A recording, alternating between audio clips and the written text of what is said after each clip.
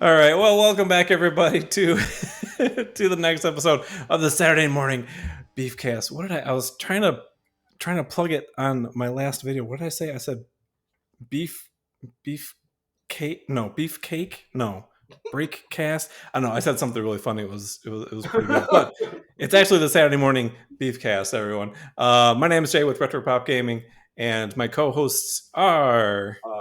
Aric Whalen and Laschita Whalen from Super Secret Project X, the company that is very slowly getting stuff out. So, how you doing, everybody? Hey, at least as long as we're moving, that's all I'm going. Hey, I'm above ground level. That's all I care about. you're above ground level. You're doing stuff. You're getting stuff done. That's the important part. Today we're going to be talking about episode 6 of Thundarr the Barbarian, Attack of the Amazon Women. I've been looking forward to this one for a while. I gotta ask you, you read the title, right? Yeah. You had an expectation in your head. I did. And then you got into it, and it started dawning on you, like, what? It totally went a completely different direction I thought it was going. Oh my God, Laschita. I was like, wait a minute. I was like, am I watching the right episode? I'm like, yeah, that's it. Yeah, and the thing is, I remember a few select episodes because it came on very sparingly in my area. Well, it was I caught more reruns than anything because since it was made in 1980, it was only like 4 or 5 and stuff. And I was still living in Chicago at that time, so I had no idea what Thundarr was until I got older and they were doing the reruns. So I would catch very few episodes here and there. But that was one of the ones I don't remember, and I'm like, what the heck is going on with this? See, this is the magic that is Thundarr to me, because they give, and they did. There's something that could be called Amazons in this episode. Right. They're big warrior women. There's just no ifs, ands, or buts about it. But then they take a sharp left turn, and you're like, wait a second, what's happening? Oh, after that part, I was just like, it took like a few beats, and I'm just like, okay, wait, what? And then I just rolled with it after that. I was like, okay, that's fine. So this was a really fun episode. Like I said, I was waiting for this since I saw the title of the episode, and I was not disappointed. I definitely went down a different road watching it, but yeah, so. Attack of the Amazon Women. I went really quick to check Wikipedia because last episode we found out that Wikipedia actually has some notes as to the most closely accurate location of where the episodes take place. Mm-hmm. And I read Mount Rushmore. I'm like, okay. And then it starts and they're all riding. Oh, the fresh air of the sea. They're riding through a destroyed city, and he's like, smell that? Fresh baked bread. No, he's like, it's a Panera nearby. It's a Panera. Yeah, the fresh salty sea. And I'm like, wait a minute, Mount Rushmore's nowhere near the sea. What's going on? I'm thinking they're like in LA or San Francisco looking. Right. That was my question, because I'm like, wait a minute, because I was like, okay, where are they this time? I was like, okay, last time they were over here. I was like, okay, are they still on the East Coast? Are they on the West Coast? Because he's like, yeah, the fresh, salty air and all that. I'm like, all right, cool. They're probably like one of the coastlines and all that. And then they're like Mount Rushmore. I'm like, wait, what? And she was all confused. And I'm going like, everybody, come on now. This is the apocalypse where all this craziness happened. There, of course, is now a saltwater sea next to Mount Rushmore. And I had to give of course, there is part of the United States sank. I had to give him that. I'm like, you know what? I was like, okay, I can see that's reasonable. Yeah. I mean, South Dakota is now the West Coast. I mean, we just have to deal with that. I mean, it's just a thing now. And when we do see Mount Rushmore, there's like water right around it. So it's like part of South Dakota is in the ocean. That's crazy. Well, I mean, hey, if Old Faithful erupted and an entire like that underwater volcano blew up and all the water came in and took over, like that's very true. That's going to be a cluster when that happens. That's for sure. So they ride to the sea, and I just love this. So first, his senses must be in overdrive because first he smells the sea, and then you hear lasers, and he's like, you hear that? The sound of battle. Oh, I love it. And what I love is when you get there, you're like, the sounds of battle. Then we go see the sounds of battle, and it's really hot, like big Greek-looking women that are blue. And on one side, it's like Roman and Greek weapons, and on the other side, it's like sci-fi laser equipment. And it's all just like absolute shocking Amazon mayhem. It's awesome. The Amazon designs were great, and like I said, on one side you got swords and shields, or they got spears and shields, and the other ones have what look like telescopes, just like giant telescopes. They're shooting lasers at them. I'm like, there's civil war amongst the Amazon women. Now, Laschita had an amazing point last night, and she stunned me. I sat there, my mouth was hanging open. I'm like, oh my God, I never thought of this. Hit me. Brilliant. Thundarr comes running up to the first Amazon. Right. Beats the tar out of her. She goes down, and he suddenly jerks and goes, "You're a woman!"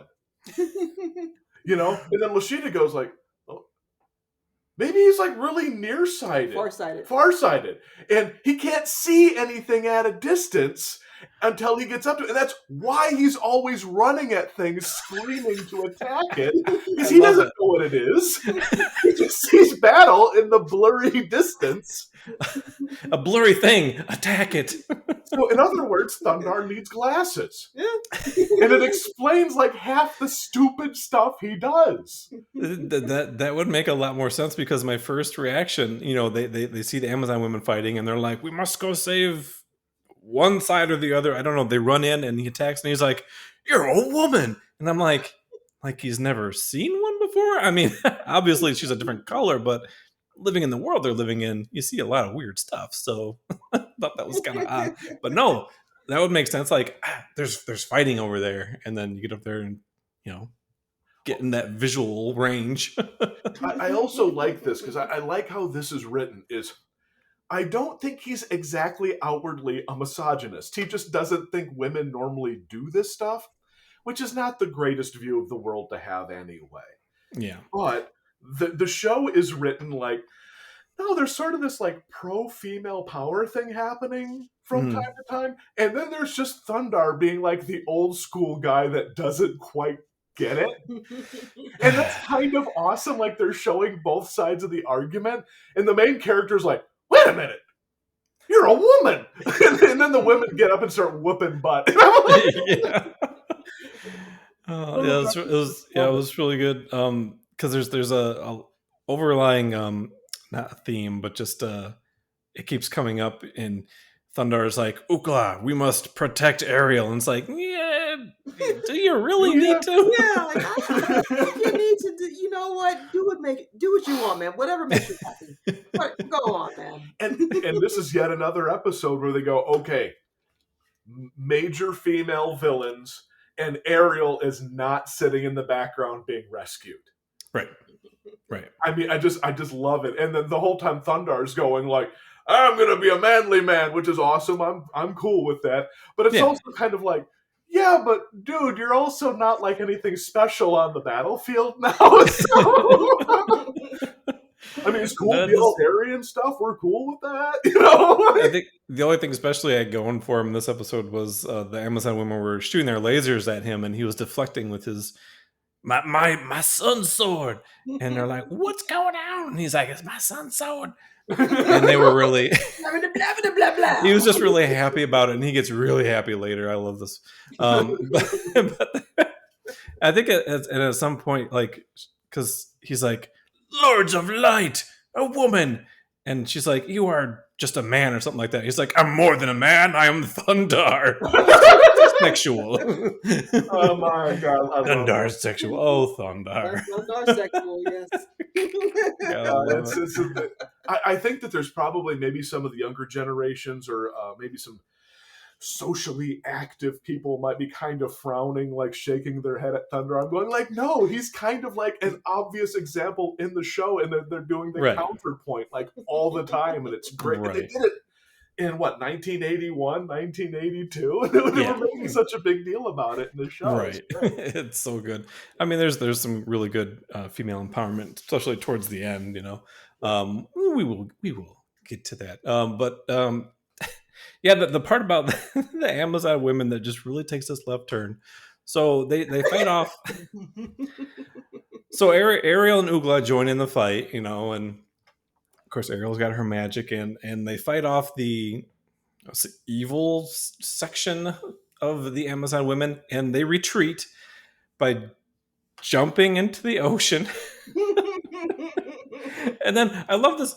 So they jump in the ocean, and then Thundarr's like, sharks! And he goes to jump in to like save them from the sharks.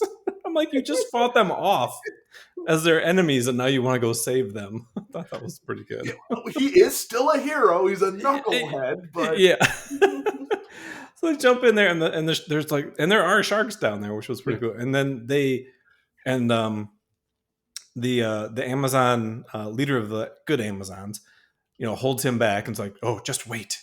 And the Amazons in the water grab onto the sharks, and they go underwater. I'm like, okay, they're Atlantean Amazon women. This is awesome. I love it. Yeah, I was like, are they like the Na'vi from Avatar? What the heck? Like, okay, we can go with this, I think. Yeah, I just love it because they're just blue. There's like there's really no other indications that they would be, from the sea, really. I think they might have been holding trident spears at the beginning. Yeah. Mm-hmm. So there was a little bit of that, but I still didn't make that connection right away. Like, okay, yeah, they're blue. Well, I think they didn't want you to. I think they wanted the audience to be like Thundarr being like, what? Yes. I mean, I think that's actually kind of cool. They're going like, hey, kids, left turn, Wait, does this chick have an Adam's apple? Yeah, she has an Adam's apple. Okay, well, there you go. She is 7 foot tall. She's probably a little beefier than most chicks. I'll allow it. I'll allow it. So I thought that was a really neat, not necessarily a twist, but a really neat take on that, because wasn't expecting that. That's for sure. Yeah. When I see Attack of the Amazon Women, I really, they are, Thundarr sized and a little bit larger, but I was like, in my mind, I was thinking like giant. I was like really hoping for like giant, like 12-foot tall women, I really was. Dude, I'm all for that too. All I want to do is see it turn into a giant woman. Such good music in that show. Oh, it is. Yep. So they look at that jawline, man. So they right away jawline. Yeah, we're looking at the Amazon women on the screen, and they got like serious jawlines. Like, they didn't draw them as like soft, effeminate. No, they drew them as like big, like Wonder Woman sized. Oh, they are very well defined. Yes, just that. They are cut. They are cut. They are definitely cut. Love it. Yeah. So they go and they ride off on their sharks. Into the sunset on their sharks. They ride into the sunset on their sharks. Heading back to their lair. I just love. Wait, Flipper. So their leader is a woman named Straya. Yes. And I love this design because she again is an amphibious Amazon woman, but she is very shark-like, and I really love that design. I don't know if we're quite there yet, but not yet. Yeah, she's another. I think they mentioned her after they swam away on their getaway sharks, because Straya is also what do they call her? A wizardess, I think. Sorceress. Sorceress. So they, they see Ariel and they're like, oh my gosh, like can you help us please? We don't have a sorceress. We're completely outgunned. Yes. They have lasers and a wizard. I mean, come on. We have shields and skewers. Help us, But please. what I love is you find out that the good Amazons, their main base is in a cavern in Mount Rushmore. So their main base is right by, and by the way, it isn't even just Mount Rushmore. It's Mount Rushmore with the top blown off of it. So like the tops of the president's heads are gone. I love that. It's like this whole area is wrecked, and there's the four heads wrecked and cracked and stuff. And then there's amphibious Amazon shark women's base is behind the four presidents. Everything about this is perfectly Thundarr. It is just so whacked. I love it. I was gonna say you can't write stuff like this, but they wrote this and it's great. and it's perfect. I just love that it's yeah, I was just gonna say I just love that it's like, we need to go back to our base. Okay. It's Mount Rushmore. I'm just I almost want to go into a almost like a slightly deep dive psychoanalysis with the tops of the Mount Rushmore heads like off like that. The history of Mount Rushmore with how it was made and all that by the racist dude and all that stuff, Mhm. and all the Indians that they were killed. They got revenge by literally scalping the tops. Mount Rushmore in its entirety has just been scalped. Well, there's also something else a little less deep, but it's if you look at the background, they show Mount Rushmore is there's the sea right underneath it, and there's actually erosion. So the water had gouged stuff out. So whoever did this actually spent some time going like, I bet that washed some of the rock out from under the heads, and then we blow the top off, and then we're gonna fill it with hot shark women. Hot shark women, I love it.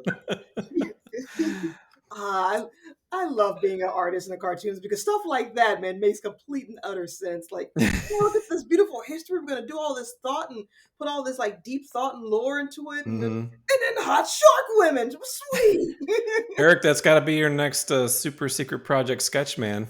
Do some. I'm thinking about it. Shark Amazon women, dude. You got to do it.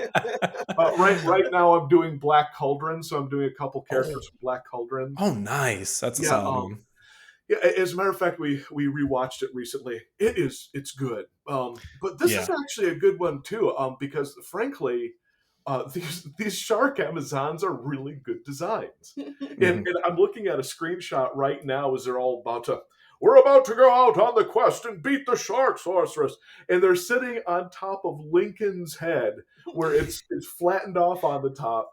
And there's like Amazons and Thundarr and all them sitting on top of his head like a crown. And I'm going like, okay, I know the quality of the show could have been higher, but this is a pretty cool visual. I mean, it was very nice seeing the way the visual, like said, it was very nice. I liked it.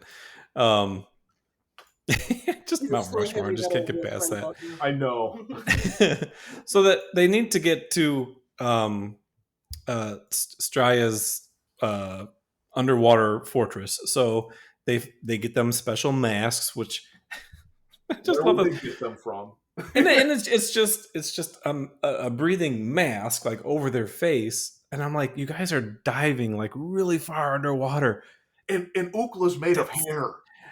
And they mentioned that because like poor Ariel's like, I'm so Ookla, I'm so sorry, we have to go underwater, Ookla, you'll be okay. And he's just like, this poor guy. The last episode, she shoots him through a torpedo tube, and this one's like, Ookla, I gotta put you in the water again, I'm so sorry. At this point in time, Ookla's just getting numb. He's like, I have phobias and you people don't care. He doesn't care about anything. It's mental therapy, you gotta face what you fear. And he's just like, you know what, I'm used to this at this point. It ain't gonna go away. Oh my gosh. And so shut up, man. So they get in the water and they're swimming towards Straya's fortress, and they see it, and they're like, okay, and they're getting close, and then Straya's like, they're here, go get them. And then riding the sharks go out to get Thundarr and them. And they say, it's an ambush. No, it's not an ambush. You literally just swam straight to her fortress. It's not an ambush. It's a defense. Oh my gosh. Well, what I also like is instead of just doing like it's all magic and they're all primitives and stuff, these Amazons, the evil ones, have an underwater sci-fi base. They have like wrist video communicators. They have laser. Yeah. And so they're actually, outside of their sorceress, they're really more sci-fi villains than they are, magical barbarian kind of villains like you normally see. Yeah. And plus, you got the coolness of them riding sharks and having weapons and stuff too, but... Right. It was just, I don't know, it's just so fun to see. They're underwater, they've got sharks and Amazon women riding the sharks, but that's not enough. Oh no. Release the Kraken. the Kraken, as she calls it. That's right. It's not even a Kraken, it's a Kraken. What the heck is a Kraken?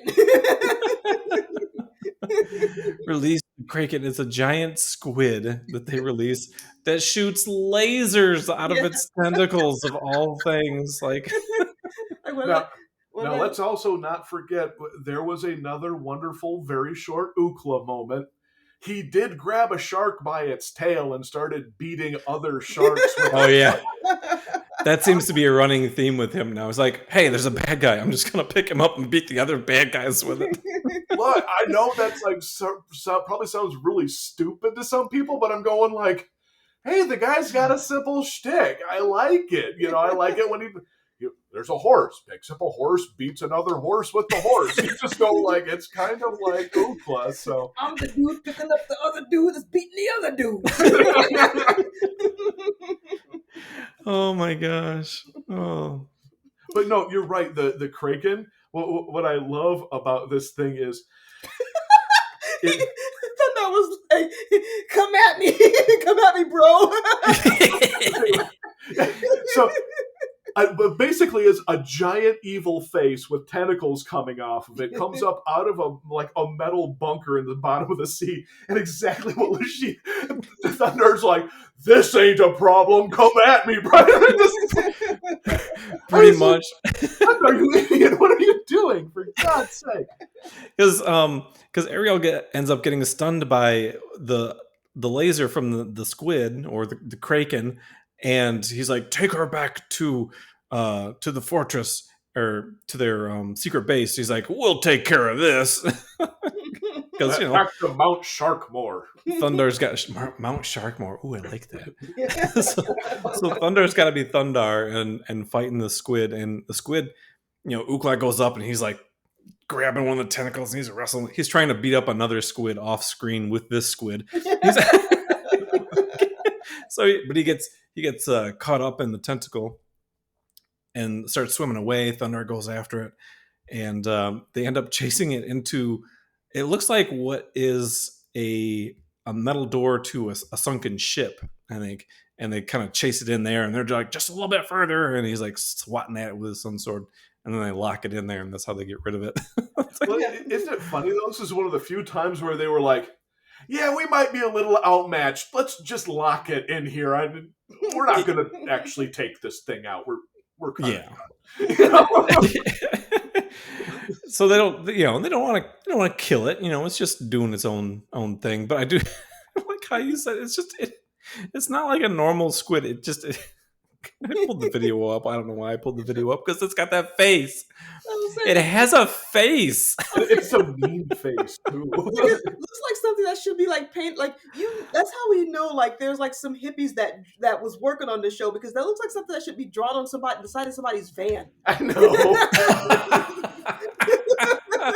Oh my gosh! I want a van now, and I'm going to call it the Kraken, and I'm going to have this painted on the side with hot shark. Aquatic Amazon women. Get yourself a Chevy Kraken. Oh, Chevy Kraken. I love it. Okay, now this is we have to get the audience. up to date on here. Ariel is now out of the story. She has Correct. been Yes. completely taken out. Yep. She's out of Now commission it's at this just point. the boys.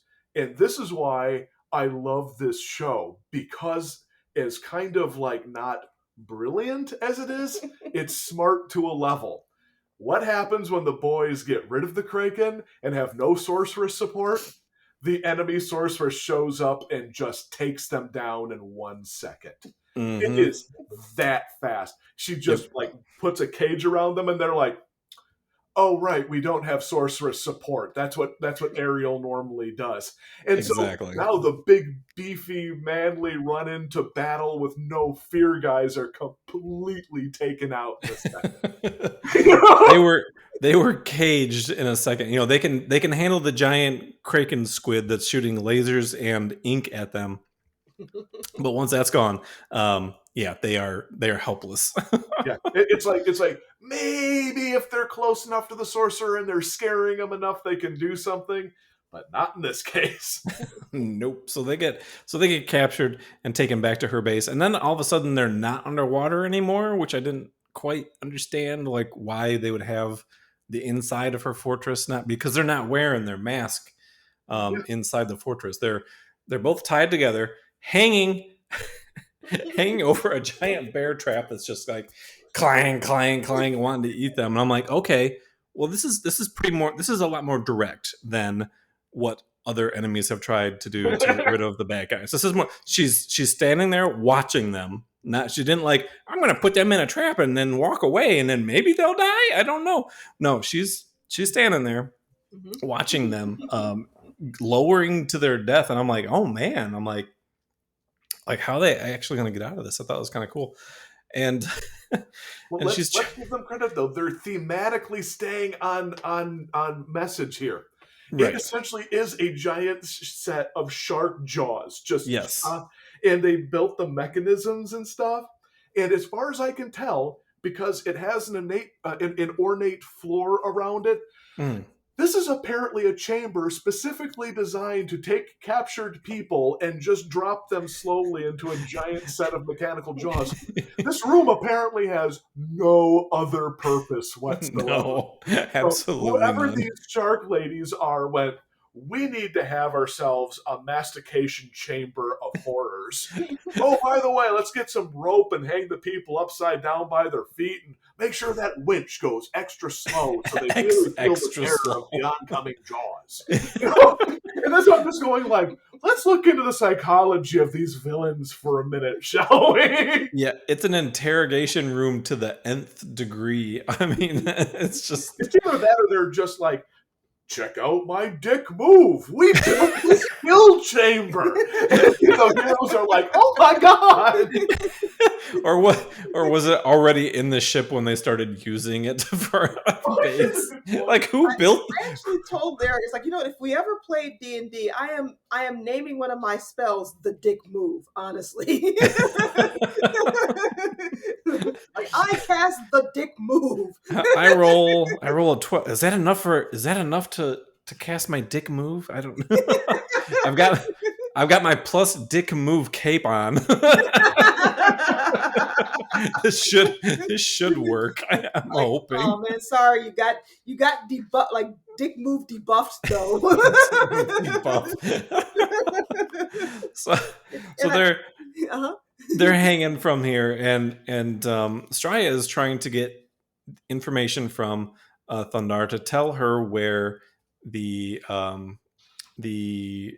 rebel base, I guess rebel base is, where Mount Rushmore is, and he's sticking to his guns. He's like, I'm not telling you anything. You'll get nothing out of me, shark woman. And she's like, we'll see about that. I do appreciate Thundarr and Ukla being damsels in distress. Yes, that was very nice. I do like that because I was kind of hoping that it would cut to Ariel, like, waking from being knocked out and like coming in and saving them. I was like really hoping for that. But they keep saying, "Oh no, you're not gonna get us to talk, woman." And she's like, "Fine," and then pushes a little button and they start lowering. And then one of the other Amazon women comes in and whispers something to Straya. And she's like, I don't need you anymore. I know where a secret weapon is. It will help me find them. And they're like, oh no. So they leave. No, they don't leave yet, but they I was like, how are they gonna get out of this? They just start kicking. I just love that they oogla kick. They just A swing. This is the thing that I particularly like. This next sequence is so goofy. Yeah. Just kind of like, I kind of wish they would have like developed it just a little bit more. Not to make it funny, but just to push the goofiness of it. Yeah. They're tied back to back. Mm. They're swinging, and Thundarr gets to the point where he can hook his knees over the railing. Okay, now Right. I want everyone in the audience to imagine themselves tied around the arms with probably a 350-pound animal tied to their back. Their knees are hooked over railing. And now you need to get yourself up over the railing with the, 350-pound squirming animal on your back while the enemy is standing there. And that's why I'm staring at this sequence going like, how strong is Thundarr's legs? What kind of, does he do squats every day? What? Not only does he not skip leg day, he only does leg day. Seriously. Like his legs and his abs are probably absolute just complete steel at this point. Because his sun sword does most of the work, so his arms, I think he's probably okay, but man, his legs. And then he gets on the ground. He doesn't fight them. He actually does a smart Thundarr thing. He just gets Ookla on his back and runs like mad, which in of itself is hilarious to watch Thundarr running with an entire mock on his back. And he just like shoulder blocks the main sorceress and keeps going. He's like, Thundarr Oogla out. And when I was watching this, I was actually listening with my headphones on. So I don't know if you guys heard this. I thought it was weird in a way because it really stood out to me. So he swings up and he gets down and he starts to run away. As he's running away, he's in this big chamber, right? And you normally don't hear footsteps in the show, at least that stand out. But it was like very loud, like very echoey, like footsteps as he's walking through there, which I thought was really weird. And it was really distracting. I'm like, what are they doing? They're I don't know. It's just a little thing I noticed. Nothing funny, but it was just like it was just a really weird audio choice because, like I said, it really stood out to me. I don't know if it was just because I was wearing headphones or not, but well, it's probably they were trying to amplify what's happening in the scene because the main thing is Thundarr running around with the mock on his back, and like this weird gag still keeps going. And what I this is why I find it funny, not because he's running around like that, but because I'm imagining myself as the Amazon women sitting in the throne room, right? Because that's where he runs in. Yes. And they're all just sitting around going like, yeah, we're going to go over to Mount Sharkmore and we're going to stab him or whatever and yada yada. And then they hear, and a barbarian with a mock tied to his back comes running in the room. And this is why at first I was like, why aren't they reacting? And then it occurred to me, they're all going like, what the hell is that? And so he runs in and everyone's just kind of like going like, there's like 5 or 6 people in there and they're not, they're like, what? And there's this huge dude just running around the throne room with a whole animal on his back. Like, what's going on? It's like, and then they're like, everyone, get your ray guns. And they're like, oh yeah, maybe we should shoot this weird whatever this is. I mean, they're like some of the calmest people because I mean, the one part where Ookla kicks the pillar and it falls over and they didn't even flinch. It just falls right in front of them. They're just like, huh, well, look at that. Just another Tuesday. Yeah. That's something you don't see every Shark Day. Like every Shark Week. I want this on Shark Week. I want this on Shark Week. They should play this episode every year on Shark Week. So they're tied together. Ookla, Thundarr bends over. Ookla kicks the pillar. It's continuing on with the gag. And then comes the moment where I go, okay, why didn't they just do this in the beginning? There's a shot of Ookla and Thundarr, and they both do like the manly man, like, like tense, and then the ropes break. Yeah. Which I'm all for. I'm cool with that. But then I was going like, why didn't you just do that at the?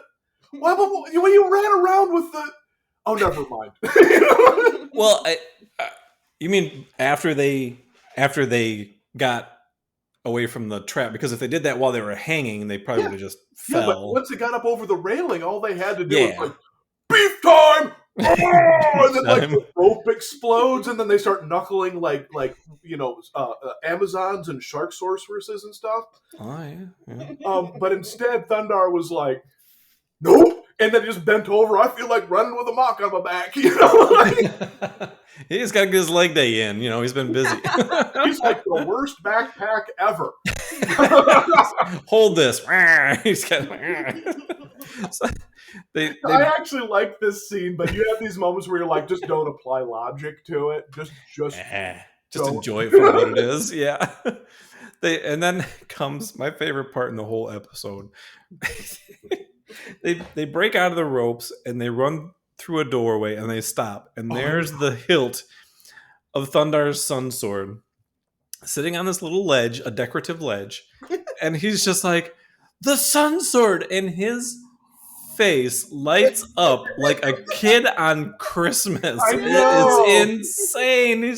His eyes are like twice as big, his eyebrows are up, he's actually smiling and he has a grin on his face. It is just so beautiful. This is my gosh. This is the episode where they were like, we need to warm Thundarr's heart a little bit. Yeah, he needs a win. Give him this. It's a win. Oh, that's amazing. I mean, they usually win. I mean, because they're still alive and they usually save the day. But still, he just needed that little my sun sword. It's just so great. My toy, yay! Upcoming is another scene that I like. And initially, you don't think about it, but then you're like, wait a minute. So Jaws come down and they stop them from going down a hallway, and Thundarr's like, my sun sword! And he goes right through the bars, and then they keep running, and then there's just a dead end, and Ookla looks at that dead end, and he thinks to himself, I can easily puncture that iron wall with my body. And so he just runs at it, just does like the manly shoulder ram right into it, goes through it, and water starts coming in. It was the armored side of the base. He punctured the armored wall of the base with a shoulder ram with the ocean behind it, and the ocean comes in, and the next scene is them just swimming out through the side of the base, and I'm going like, how strong is this dude?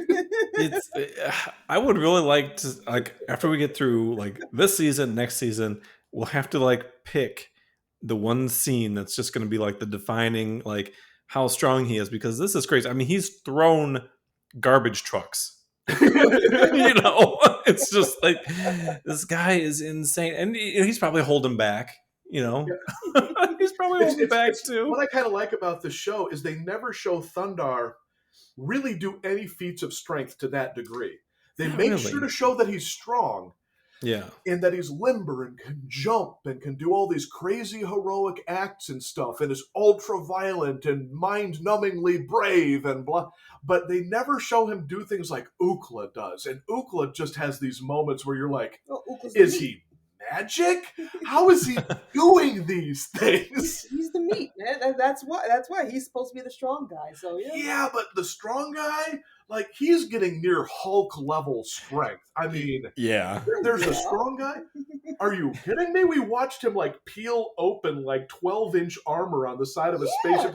That's a Hulk move. That's it's just like a horse and throw him. That's like pick up 30 horses and throw them.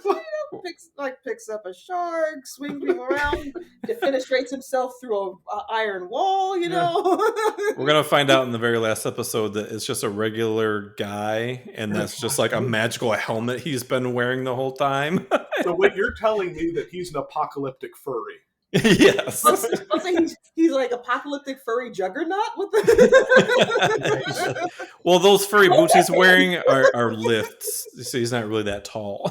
He's just trying to get to the next like fur con, and everyone keeps getting in his way, and it just makes him really mad. I just want to get to FurCon Dude, 44, whatever year it is. I want it to be the next band name, Apocalyptic Furry Juggernaut.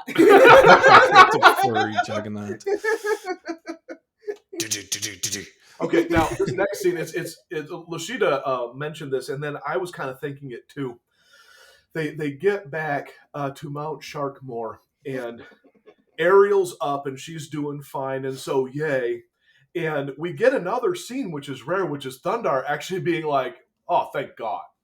Oh, Like, yeah. he actually shows like, he's not being just some overly stoic jerk. He's like, "Oh, you're up, thank you." You can actually see him kind of being happy in this one. Yeah. And which is actually kind of a nice shot, which it's not romantic, but it is awfully like, actually tender. Yeah, they are like embracing. It's not him just going like, "What are you doing, woman? Why are you holding me?" He's actually like holding her back. Yeah, and he's it actually is like it's like he's had an emotional breakthrough in this episode.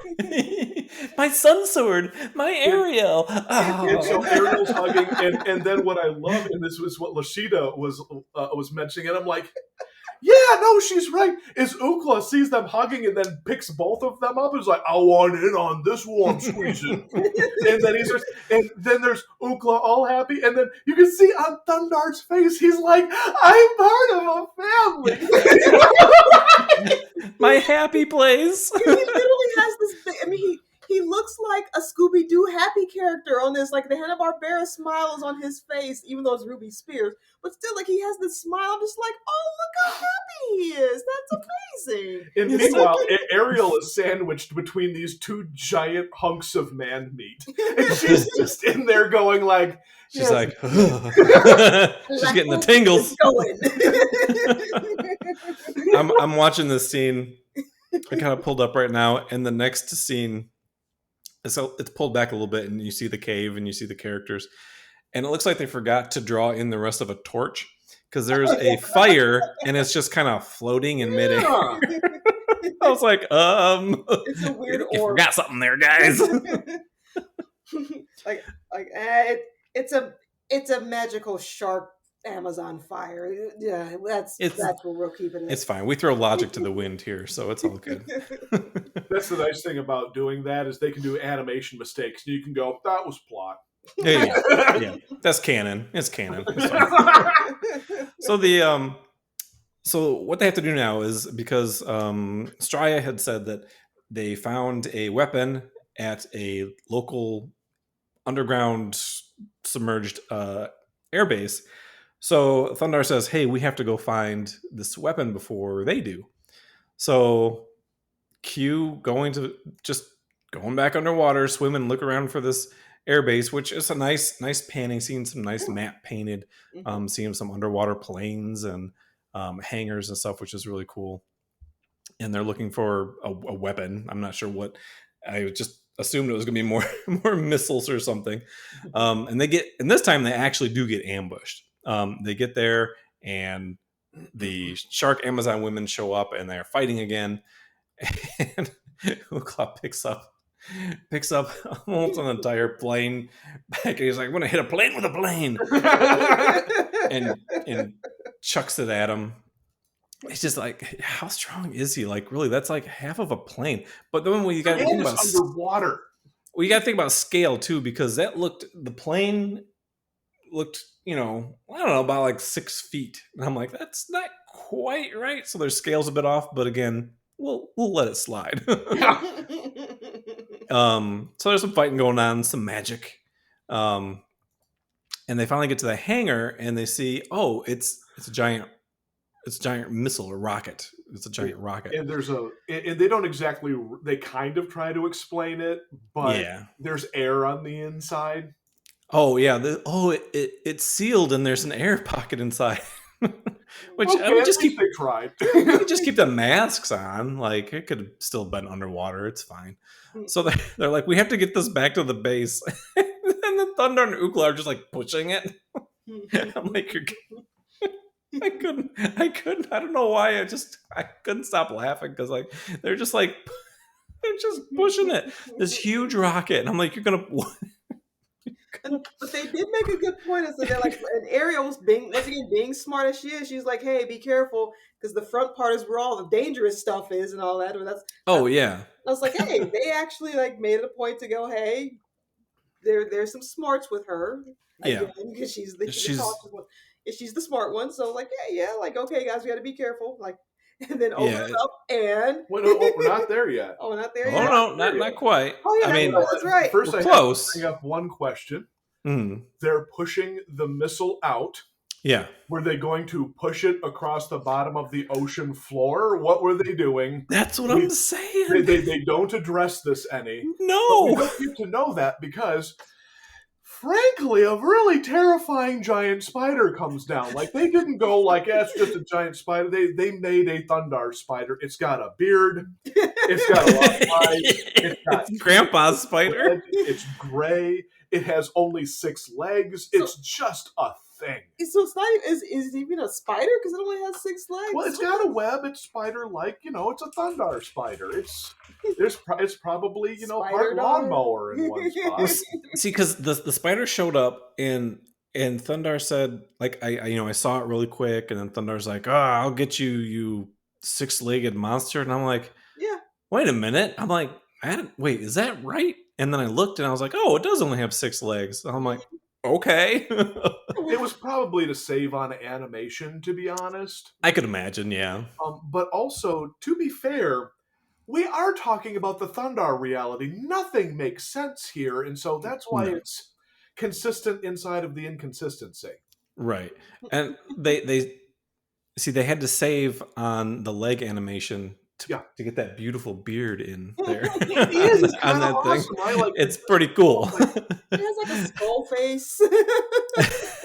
And to be fair, if this thing was actually like 3D modeled and rendered like in a live action Thundarr movie, this is a good design. I mean, there's nothing goofy about it. It's actually a good design.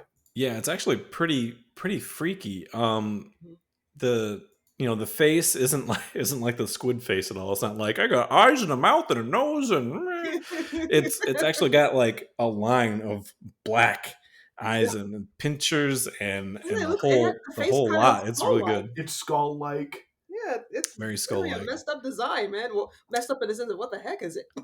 I do want to know what would it be eating down there though, because it's underwater. On top of the fact that whatever it's inside of whatever it wants. I eat nuclear waste for dinner. Yes. Yes. That's what he's munching on. So yeah. I just love how there's the part where there's a plane stuck in the web. He's been literally like wrapping up and eating on plane parts and sucking on like. Wait a minute. Yeah. Are we suggesting that like a spider with flies, this thing is waiting for United States aircraft to fly into the web to eat the planes? Yes. Yes. I'm okay with this. I'm completely okay with this. It's eating airplanes. Yes. I'm fine with this. It's all good. It's just it bites it and sucks the fuel out of it. And it's got that little nibbly thing in the helmet in one spot as dessert. Mm-hmm. Oh yeah. I love that. That's how they defeat the spider. Is the Thundarr just goes up there and cuts one of the planes loose, and just this giant F-14 just crashes down on top of the spider. Jumps a plane on it. I don't know if it was an F-14. I don't know my planes. My nephew would probably slap me for saying that, but I just know that from Top Gun. That's the reason I know that. Okay, now this is where we have to give this villain credit.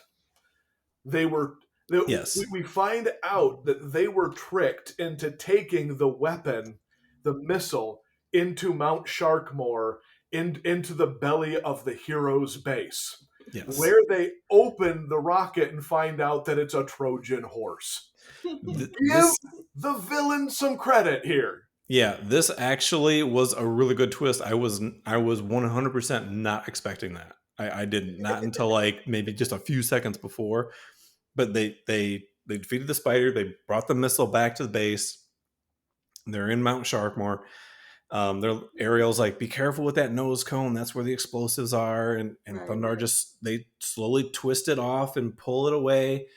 And then inside, out walks Straya and all of her minions, and they're like, ah, and I'm like, holy crap balls, who wrote this? This is awesome.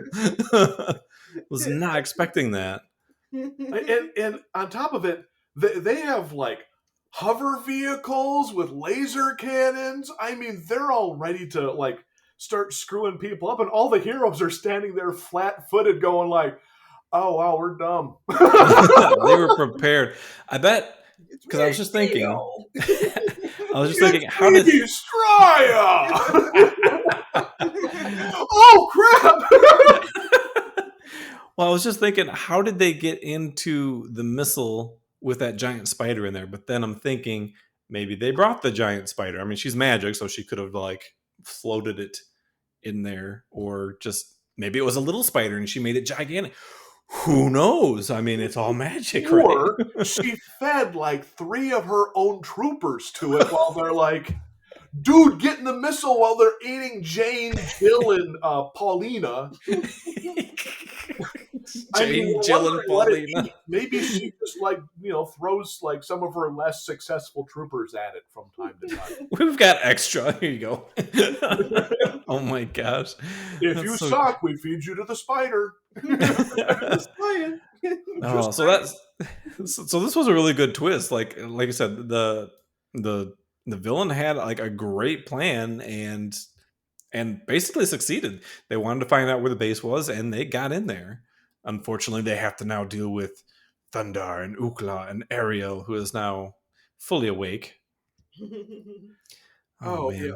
Yeah. And basically the fight gets going, and we introduce one of the weirder weapons I have seen in this show. It's weird. I mean, the thing is I'm fairly certain they got this from Star Wars. Go ahead. Yep. Right, Yep. so Okay, we're thinking about the same thing. Okay, so one of them holds up like this like brown mace with spikes, and then instead of swinging at him, launches the ball of spikes, and it's sort of rotating around Thundarr as he's trying to hit it. And I'm going like, Thundarr could never become a Jedi because he could never defeat the little laser orb that Luke does in the yeah. And then the other shark girls or the Amazon girls are like firing more of them, and Thundarr's going like, I'm actually at a loss as to what to do. I can't hit them, and they're just harassing me. And you're going like, wow, this is outside of Thundarr's skill set. They found a weakness. I can't hit objects this small, which is what brings back to Laschita's eyesight issue. We were yeah, exactly. Thundarr needs glasses, and so he We should work on runs, that. gets up out of the base, drops down Lincoln's face, hangs off of his chin, and for some reason at that point, the balls just go flying down and crash into the ocean and explode. Maybe they're nearsighted too. They couldn't see him, and then they just kept going. They mistook the ocean for Thundarr, I guess. But what we had to do here is, story-wise, we had to get Thundarr out of the way because this was a sorceress versus sorceress battle. Yes, that's what we've been waiting for. And what we were waiting for, and we all kind of saw coming because we're going like, we have to have this. So they're standing, and what I love is they actually trick us again as the shark woman also breathes fire. Yes. Well, this one does, at least. Yeah, this one does. And I'm going, that's not something I would have associated with her, but okay, she's breathing fire. She's a sorceress. It's fine. And so she surrounds Ariel with a ring of fire. If I was her, I just would have set Ariel on fire. But okay, surrounds her with fire. And Ariel goes, You're no match for my super magic whirlwind of getting out of rings of fire. I'm working on the name. An anti-fire tornado. And so she turns into a giant whirlwind, gets through the fire, sucks up the enemy sorceress, blows them both out the top of Mount Sharkmore, and they're sitting outside. And she's all like, haha, check that out. I've just nullified an attack and moved us. And I'm looking hot. And you're like, okay, that was overly complicated. And you did fix the situation, but Ariel, you haven't blown me away yet. Right. It's impressive, but you haven't blown me away. Yeah. And now this is closer to the... No, I take it back. This also surprised me. I don't expect a shark sorceress to go like, ha! Stone hands coming up out of the ground. And I'm kind of like, okay, I would imagine a giant stone shark coming out of the ground. Or, but okay, hands. Hands It comes works. up, and Ariel's like, oh crap! And she just gets like grabbed, and she's legitimately going like, I didn't see that coming. And as a member of the audience, I too was also going like, no, you're right, I didn't see that coming either. Well, they had, and she does that, and she's completely, at least at that first moment, like both her hands are down to her side, and she like can't really move. And they already addressed earlier in the episode, or just a little bit, when the spider shot its web at her and tied her wrists, and she couldn't use magic because she's like, oh, my hands. So she has to be able to move her hands around to use her magic, and she got trapped by those stone hands, and she's just like, her arms are neck down to her sides. I'm like, oh boy, she can't do anything. But she was smart enough to like be able to wiggle to at least get one arm out to be able to defend herself. This is good storytelling right here. Yes. Not on a super deep level, but just on a basic level. You can't have a magic user just do magic under every single circumstance. There has to be a weakness, and we finally know what Ariel's is. She has to have her hands free in some way to do it. Yeah. So I'm going like, I'm good with this, right? Like, this is a basic, simple, like, we know that if we trap Ariel's hands, she has a weakness. Right. Like suddenly like pushing a cart full of hot dogs in around Thundarr, you might actually forget what's going on. Because Strya actually like breathed that fire, out of her mouth. She didn't need her hands to do that. So yeah, so in the case of her, we don't really know exactly what her weakness is, other than just kind of being very unpleasant. Do we and I'm just thinking this now, like, do we even find out like why she wanted to find the base anyway? I mean, what did she want to do once she found the other Amazon women? Was it just because they were fighting? The good Amazons broke away from the bad Amazons, and I highly suspect that there was like an ideological or like an ego based. No, they were like, how dare you? No. No. Which we're going to go this way? No. Which sounds really immature, but we all know what's kind of going on with the Ukraine right now, and like one group breaking away from another, and like one dude going, no. So I can totally see that actually being. Yeah. So Sorceress Shark Putin. Sorceress Shark Putin is going after the Ukrainians in Mount Rushmore. I'm doing the best. In Mount Rushmore. I'm doing the best. Well, I'm looking at Ariel, and her outfit is blue and yellow. Dude! Not, I'm just saying. I'm not getting political. I'm just pointing things out. You beat me. I didn't even... Oh, my God. Ariel is now the champion of the Ukraine. Yep. There we go. I wish I could send her over right now to help them out.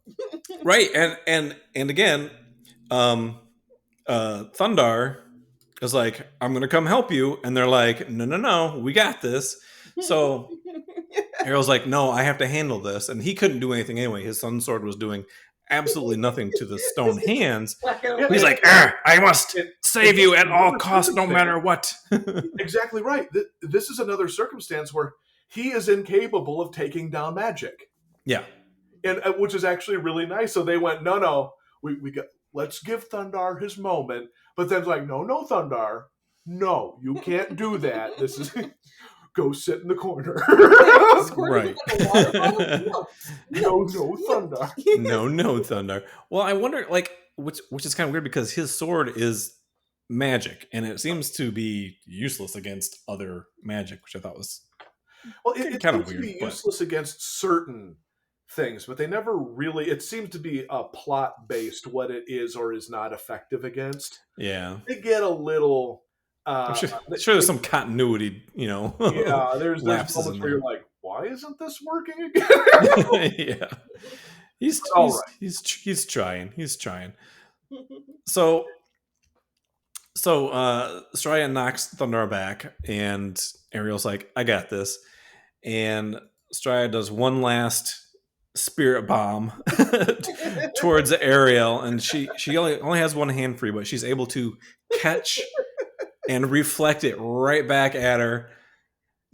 Rams right into her, knocks her out into the ocean. Goodbye, evil shark lady. Shark lady It's Putin. like Ariel, everyone give Ariel a round of applause. Everybody, take a bow. Take a bow. She's gonna take a bow. Literally beat her single-handedly. Yeah, Literally. one hand. She didn't have to do any of her own magic. She's just like right back at you. Aric hasn't paused on his screenshot of when Straya gets flamed, and it's hilarious because that one is more detailed, but the one that you showed before was just this little stick figure in this blue fire arcing over Mount. I don't know why that's making me laugh so much, but that is freaking hilarious. Oh my gosh, it's just like. It's like remember when we were in college and people would have like those the bumper stickers of like Fuckengrooven? Oh yeah. That's what that figure looks like. Fucking burning. Fucking burning. Love it. Oh my goodness. It's not like just some villain getting knocked out. It's this lady arcing through the air, blackened by magic, surrounded by blue fire, plunging into the ocean. Like I could totally see, like, if there was a higher level of animation, like this being really horrifying. Well, yeah, because she would just be like writhing around and screaming her head. Yep. and then the hands let Ariel go because her magic fails because she goes off to another place. Yeah, I love how Ariel described that. Yeah. Off to another place. She's in Deadland now. Her magic just cuts off. She's just done. When magic ends, that means the wizard is dead. I am sorry. There's no getting around that. Mommy, Daddy, was the lady okay? Yeah, she's just in another place, honey. Don't worry about it. Can I write her a letter? Yeah, you can. Anybody want some calamari? Some calamari. And it's at this point in time the heroes are like, yeah, and Ariel like crowns the leader of like the Amazon rebellion as like the new queen of the Amazons, and then they ride off into the sunset again. I don't know about you guys, but I think our heroic trio should probably charge money around for 2 or 3 more days. They don't have to ask for money, but it's like, can we rest? We just got done with all this. Yeah, they just take off, and I just go like, okay, look, yeah. I'm not going to read anything like sexual into this, but are you telling me you don't want to spend a couple days resting with a bunch of 6.5 foot, 7 foot tall, gorgeous, statuesque warrior women? Yeah, I mean, come on, at least get breakfast. Sleep, get a good night's sleep, get some breakfast. Be like, these chicks are awesome. We don't even have to go down the will they, won't they road. Just be like, come on, hospitality here. To be fair, they possibly already did, because this all happened when all that happened in the nighttime. I was just about to say that. And it's daytime, so maybe they did.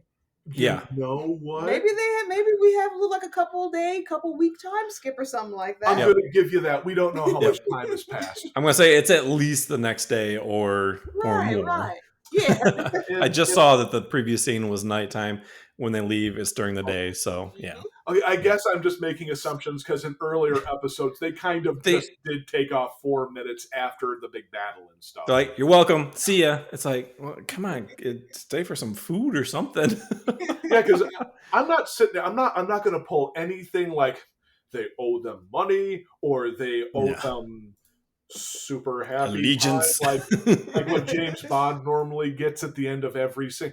I'm not saying that. I'm just saying, how about a decent place to sleep and breakfast? And they probably did. You're right. But I'm going to keep my eye on this in the future because I can at least give them a place to sleep. Can you just take us to Denny's? I mean, come on. Denny's. Go over next door to Mount Denmore. Mount Denmore. So, but the end sequence does have a nice note on it because the Amazon women give Ariel a crown, and they're like, "Thank you so much for your help." And then Uklaw's like, "Arr!" And Ariel's like, "Oh, and you guys helped too." And Thundar's like, "Helped?" He's like, "We fought the spider monster. We fought the octopus thing. We escaped the fortress of solitude. We got out. We did this, and we helped." And see, this is what I love about this show is on one hand, you can kind of see his point. But on the other hand, you're also like, but Ariel did whoop the tar out of the main villain, and she was there like doing some of the major licks. And I just love this back and forth between this like the boys and the girls being like, yeah, but we might be a little better than you, and it's like that punching back and forth that they do. It's kind of awesome. Oh, I love it. I love it so much. And I love the fact, especially in 1981 or 82, this message, I'm telling you, I was alive then, did not exist anywhere else. I don't remember any shows where they had the women continually have this real moment of being like, yeah, you're great, but I'm kind of the one that did it. You know? And the guy kind of pouting, going like, yeah, I did it too. You know? I did this, and I did this, and I did this, and I helped more than helped. It's like, yeah, but you're kind of useless when she's not around, buddy. Oh man, so that's Thundarr, episode 6, Attack of the Amazon Women. Great episode. I was so much looking forward to that. It went a different direction than I was that I had in my head, but still it went in a great direction. Oh man. But yeah, it's this was a good episode. This is one of the ones where I would say isn't one of the greatest episodes. Yeah. But I enjoyed this one thoroughly. Just everything about this. And I know everyone's going to roll their eyes. Everyone's going to laugh at me. But I got to say, as a young boy in the 80s, having this many hot women on screen.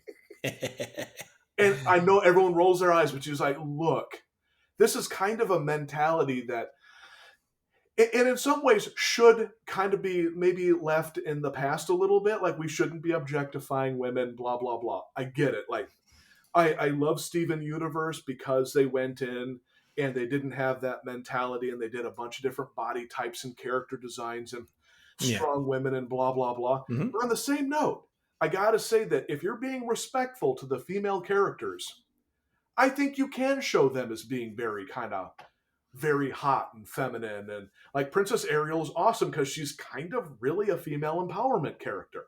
Mm. And she is also a little bit of a pinup model at the same time. Yeah. So I like this variety. Like, I want a little bit of this. I want a little bit of that.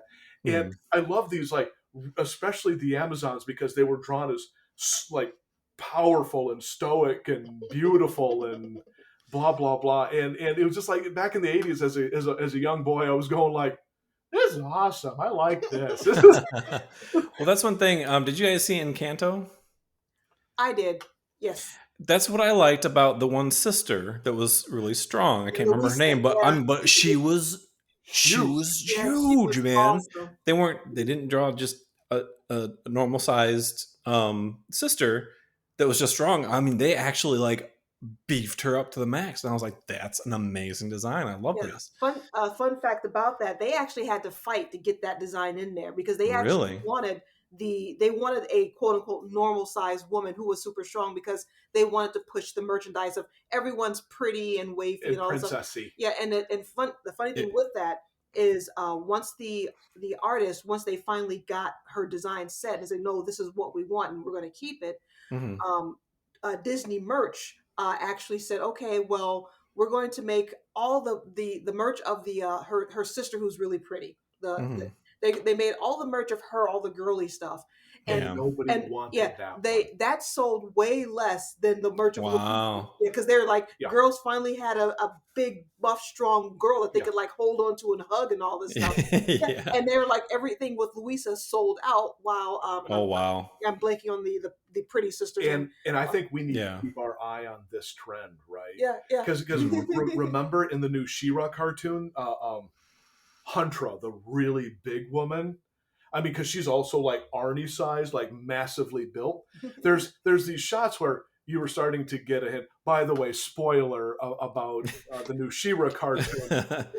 She-Ra's a lesbian. I mean, there's just no ifs, ands, or buts about it. And so there's this shot where Hunter goes like, oh, like this big beef shot of her guns. And this great bit where She-Ra kind of like blushed looking down at her like arm going like, wow. Like clear movement towards different body types, including showing women as being super powerfully built. Yeah. We have one of the guys that watches our sketch. He's really, really into the big, powerful stoic. He's also into like pro wrestling and stuff. But like his thing is like these big, powerfully built women. So the fact that everyone keeps everyone corporate, everyone right. wants to keep doing the same thing over and over again. I'm championing no, let's do all these different body types, blah, blah, blah. My thing is I'm going like, let's just not forget like what we're doing in Thundarr here. I think this is legitimate. Yeah. But like, please, let's get some more body types. And I would actually say Thundarr, I think, would actually benefit because there are some body type variations in it, but benefit in there being more.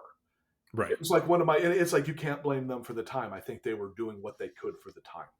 Yeah. But I'm going like, I could totally, like when you said giant women, I'm going like, yeah, actually. That's what I was really thinking. Awesome.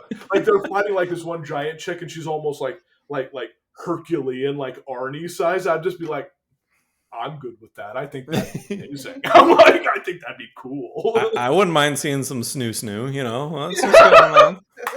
Thank you. Actually, you know what I'm talking about. Futurama. There's this part where we're at the beginning, you're kind of laughing at that episode in Futurama with all the giant women, and some of them are like really big, like really butch. And then by the time I was at the end of the episode, first time I was watching, I was kind of going like, yeah, I can see some snoo still.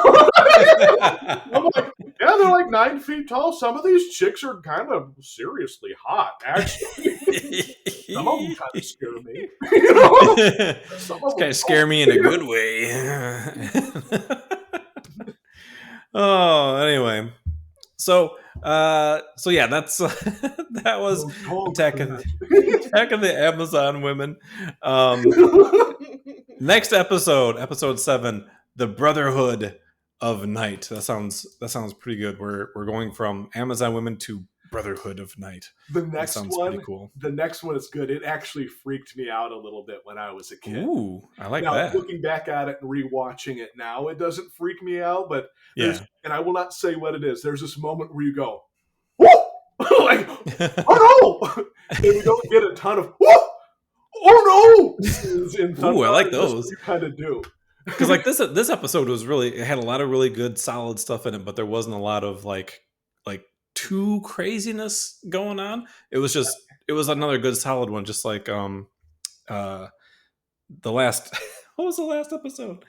The one before. What did we do before this? I'm blanking too. I'm blanking. The last episode. Anyway, that we're getting some good, solid, like stories and characters, which is amazing. and nothing too crazy, but they're just so fun to talk about. But anyway, my name is Jay with Retro Pop Gaming. Thank you guys so much for joining us, and my co-hosts are Aric and Laschita Whalen from Super Secret Project X, and you can find us at supersecretprojectx.com and on Twitch channel Super Secret Project X. It's got a big X on it, and our YouTube channel Super Secret Project X, and we do weekly live streams most of the time. Sometimes I have to take a break because I'm getting old and creaky, but most of the time we're doing our live streams. We draw cartoons and talk about them, and eventually there will be product. I'm looking forward to it. I know. Really, honest to God, it's getting there. It's getting there. Hey, as long as you're moving forward. Yeah, I know. And not backwards. The first thing comes out, it's not going to be small. It's significant, as in over 200,000 words. Woo! Yeah, it's significant. The first intro package hopefully will be something where people will know whether or not they like what I'm doing or not. So I'm looking forward to it, man. And you can find me, Retropop Gaming, on Twitter, Instagram, Facebook, YouTube, and the podcast. So thanks, everybody. Have a good night, and we'll see you guys next time. Thanks, guys.